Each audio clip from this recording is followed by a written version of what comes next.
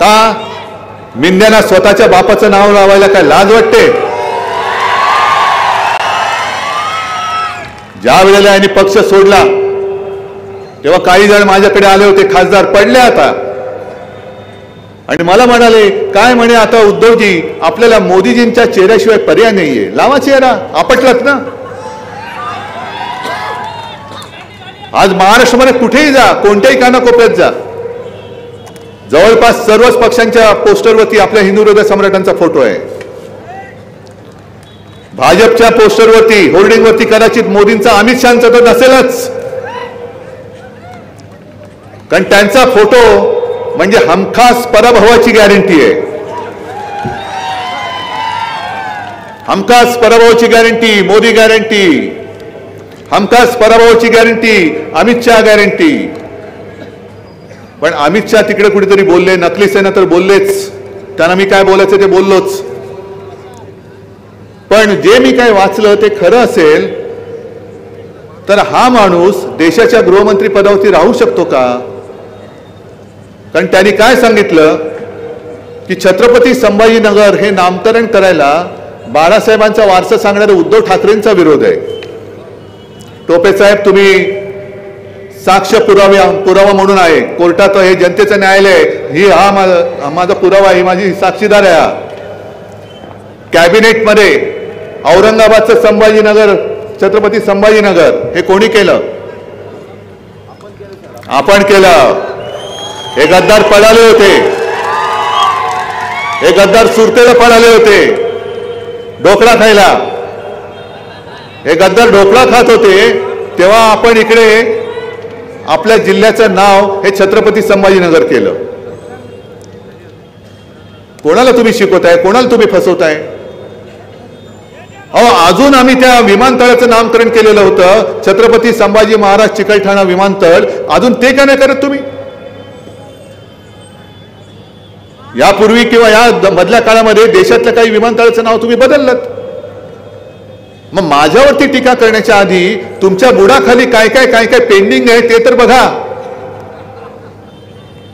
आणि मोदीजी आले, त्यांच्याकडे काही मुद्दे नाहीत. मला असं वाटतं लोकसभेतल्या तुम्ही दिलेल्या फटक्यानंतर महाराष्ट्राने जो काही त्याने एक फटका दिला, फटकारे दिले, त्याच्यानंतर मोदी आणि शहा भाजपवाल्यांना मलम लावायला आलेत. कुठे रे उठला तुझ्या वळ? मग काही जणांना वळ दाखवायची सुद्धा लाज वाटते, अशा ठिकाणी तुम्ही वळ उमटवलाय. राहू दे राहू दे राहू दे राहू दे. पण मोदी म्हणाले की हे महाविकास आघाडी यांच्या गाडीला चाकं पण नाहीत आणि ब्रेक पण नाही. ब्रेक नाहीच आहे, कारण आमची गाडी सुसाट जाणार आहे, दिल्लीपर्यंत पुढे जाणार आहे. पण मोदीजी तुम्हाला आमच्या महाविकास आघाडीच्या गाडीच्या चाकाची जर एवढी चिंता असेल तर तुमच्या इंजिनाला भ्रष्टाचाराची जी चाकं लागलेत ना ती बघा पहिली, ती या निवडणुकीत पंक्चर होणार आहेत.